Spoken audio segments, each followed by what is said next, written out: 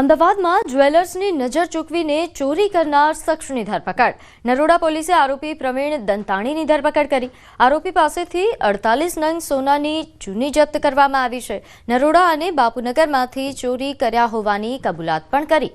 આરોપી સામે અગાઉ પણ 6 ગુના નોંધાઈ ચૂક્યા છે.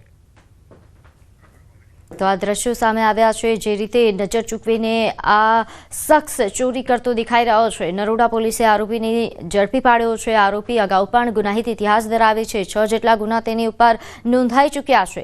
તો આરોપી પાસેથી જે ચોરીનો મુદ્દામાલ હતો તે પણ જપ્ત કરવામાં આવ્યો.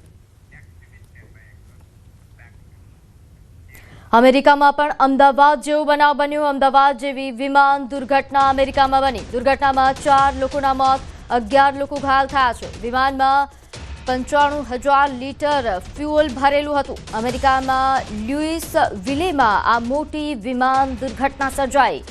કેન્ટુકીમાંથી હોનોલુલુ જઈ રહેલી યુપીએસ ફ્લાઇટ લુઇસવિલેમાં ક્રેશ થઈ હતી. ફ્લાઇટમાં 3 ક્રૂ સભ્યો સવાર હતા. વિમાન ક્રેશ થતાં જ નેશનલ ટ્રાન્સપોર્ટેશન સેફ્ટી બોર્ડે ઘટનાની તપાસ શરૂ કરી. લુઇસવિલે એરપોર્ટ પરથી ઉડાન ભર્યા પછી તરત જ એક યુપીએસ માલવાહક વિમાન ક્રેશ થયું. માઇલો સુધી જોવા મળ્યા કાળા ધુમાડાના ગોટા જેના દ્રશ્યો સામે આવ્યા છે. ખૂબ જ ભયાનક વિમાન ક્રેશ થવાની આ ઘટના બની. દૂર દૂર સુધી ધુમાડાના ગોટે ગોટા જોવા મળ્યા. મળતી માહિતી અનુસાર આજે વિમાન ક્રેશ થયું તે માલવાહક વિમાન હતું. જે ક્રેશ થતાં અત્યાર સુધીમાં 4 લોકોના મોતના સમાચાર છે તો 11થી વધુ લોકો ઘાયલ છે. યુપીએસ ફ્લાઇટ લુઇસવિલેમાં આ ક્રેશ થઈ હતી. તો ફ્લાઇટમાં 3 ક્રૂ સભ્યો સવાર હતા જેમના મોત નીપજ્યા. વિમાન ક્રેશ થતાં નેશનલ ટ્રાન્સપોર્ટેશન સેફ્ટી બોર્ડ દ્વારા ઘટનાની તપાસ પણ શરૂ કરી દેવામાં આવી છે. લુઇસવિલે એરપોર્ટ પરથી ઉડાન ભર્યા પછી તરત જ એક યુપીએસ માલવાહક વિમાન ક્રેશ થયું. આગળ વાત કરીએ. અમદાવાદમાં એમસી ટીમ અને દબાણકર્તા વચ્ચે મારામારી થઈ. એસજી હાઈવે પરના ઇસ્કોન બ્રિજ પાસે ઘટના બની. એસ્ટેટ વિભાગ દ્વારા દબાણ હટાવવાની કામગીરી ચાલી રહી હતી ત્યારે ઘર્ષણ થયું. દબાણકર્તા અને એમસીની ટીમ વચ્ચે ઘર્ષણ થયું હતું. ઘર્ષણમાં અમદાવાદ મ્યુનિસિપલ કોર્પોરેશનના એક મજૂરને માથાના ભાગમાં ઈજા પહોંચી તો 2 મજૂરને સામાન્ય ઈજાઓ થઈ. 3 શખ્સો વિરુદ્ધ પોલીસમાં ફરિયાદ નોંધાવવામાં આવી છે. એસ્ટેટ અને ટીડીઓ વિભાગ દક્ષિણ પશ્ચિમ ઝોન દ્વારા એસજી હાઈવે ઇસ્કોન બ્રિજ પાસે દબાણો હટાવવાની કામગીરી દરમિયાન દબાણકર્તા તથા મ્યુનિસિપલ કોર્પોરેશનની ટીમ સાથે ઘર્ષણ થયું હતું. જેમાં એક દબાણ દૂર કરવા આવેલ મજૂરને માથાના ભાગે ઈજા થયેલ તો 2 મજૂરોને સામાન્ય ઈજા થયા હોવાની પણ વિગત છે. જે બાદ 108 બોલાવીને ખાનગી હોસ્પિટલમાં સારવાર અર્થે તેમને મોકલી આપવામાં આવ્યા. જ્યારે દબાણ કરતા 3 શખ્સો વિરુદ્ધ સેટેલાઇટ પોલીસ સ્ટેશન ખાતે એફઆઈઆર દાખલ કરવામાં આવી છે.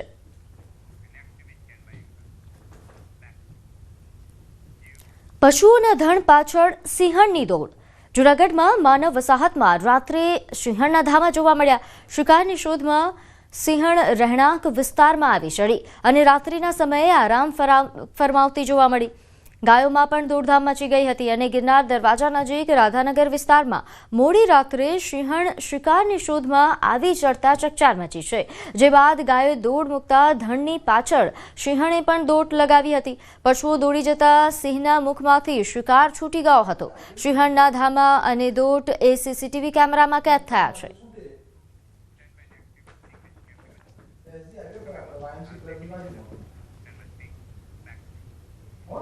હવે આગળ વાત ટૂંક સમયમાં રાહત પેકેજની જાહેરાત.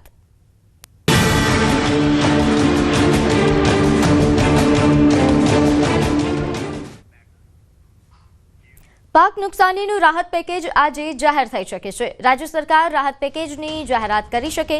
અત્યાર સુધીની સૌથી મોટી સહાય જાહેર થાય તેવા પ્રકારની શક્યતાઓ વ્યક્ત થઈ રહી છે.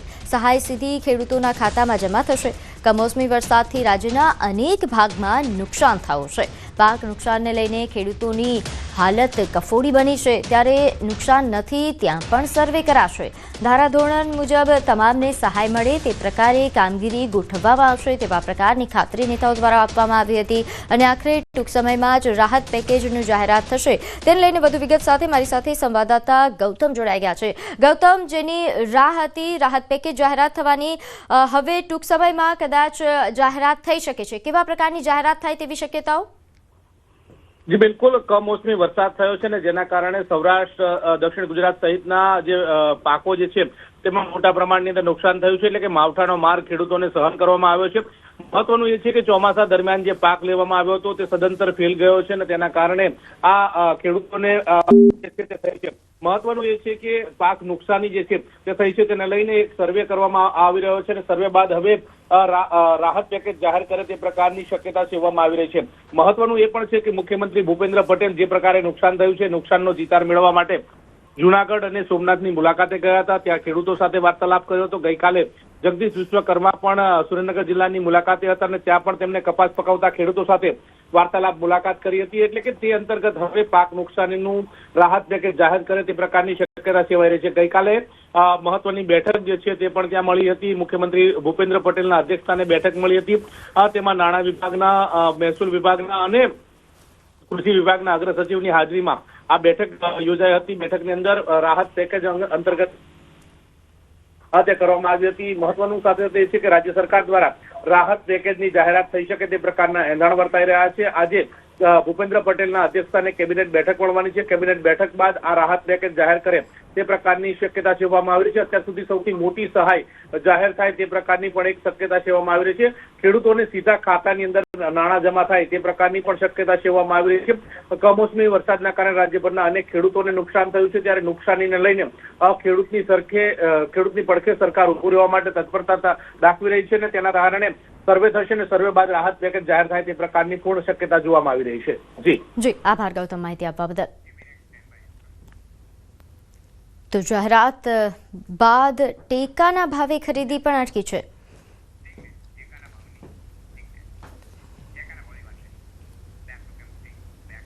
તો આગળ વાત કરીએ ટેકાના ભાવની. જે જાહેરાતની વાત થઈ હતી તે બાબતે કેવા પ્રકારની મથામણ?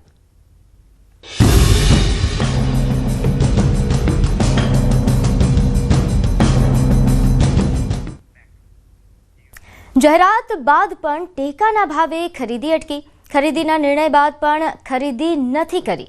ટેકાના ભાવે ખરીદીની 1 નવેમ્બર તારીખ આપવામાં આવી હતી. ટેકાના ભાવે ખરીદીનો હજુ પણ કોઈ નિર્ણય નથી લેવાયો. માવઠાગ્રસ્ત વિસ્તારના ખેડૂતોની હાલત તેના કારણે કફોડી બની છે. ટેકાના ભાવે ખરીદીનો નિર્ણય ન આવતા ખેડૂતો ચિંતિત બન્યા છે.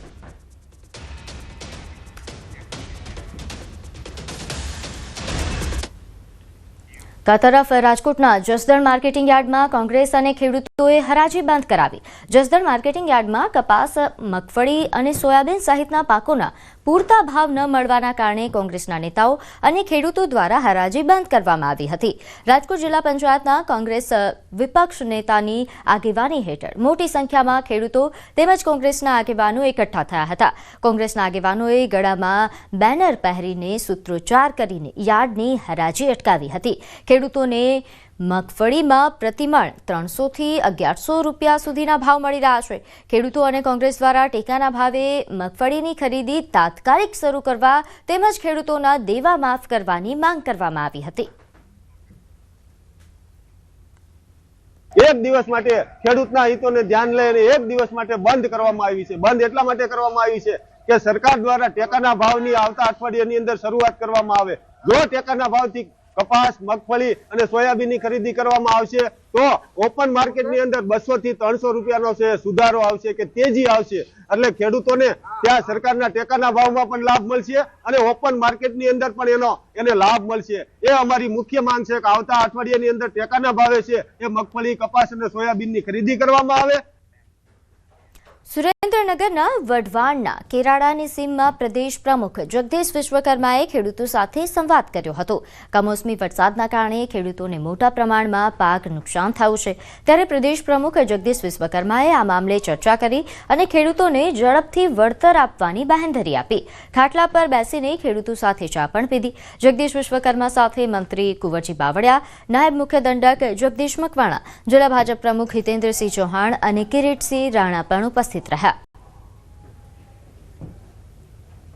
એમને જે અમે પાકને નુકસાન જે બધું કંઈ થયું છે એમને દેખાડ્યું રૂબરૂ, અને એમને જે સરકાર જે સહાય આપે એમને કીધું છે. વાત તો સાંભળી છે કે સરકાર સહાય આપશે, પણ એ જે વહેલી તકે કરે એવી અમને બાંહેધરી આપી છે. એમનો બધાનો એ જગદીશભાઈનો ખૂબ ખૂબ આભાર.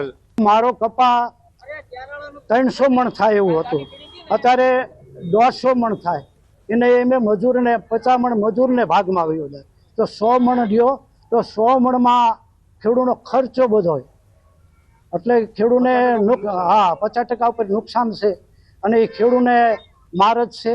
એટલે સરકારને જે સહાય આપે કુદરત કોપે એમાં કોઈનું હાલે નહીં, અને સરકારને આપણે વિનંતી કરવી જે આપણને મદદ કરે એટલું આપણે કહેવાનું છે.